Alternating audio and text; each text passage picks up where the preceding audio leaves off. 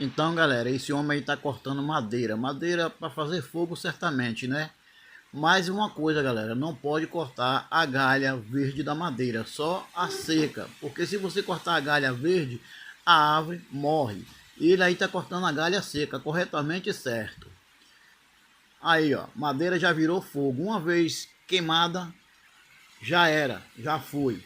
Então, o fogo é bom e maravilhoso. Nós não vivemos sem um fogo, principalmente na sobrevivência, mas porém, preserve a natureza. Não corte a madeira verde, de jeito nenhum.